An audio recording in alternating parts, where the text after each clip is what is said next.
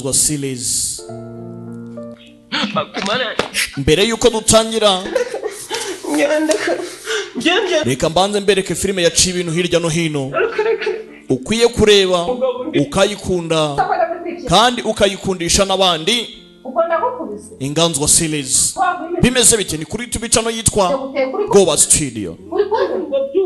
Koropa ukubure uteke nuhoshi. Uri kunyumva neza?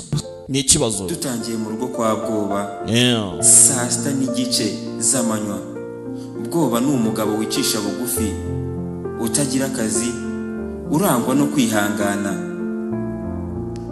Claudina akaba umugore wa Bwoba, w'umunyamahane ukunda kugenzura ibintu byose, akaba ari ufite akazi agatunga urugo. Bisa nkaho Bwoba yita ku mirimo yose yo mu rugo. Muri make n'Inganzwa ufite akazi kagira n'amafaranga baba mu nzu y'umugore. Bibari ibibazo nyarukira kuri YouTube channel yitwa Goba Studio, ubundi ukarebe ugakunde unagakundisha abandi. Iyi ntago ukwiye kwicikwa. Inganzwa series dusatira gutangira filime yacu. Erega ndabakunda ntacyo ntazabazanira.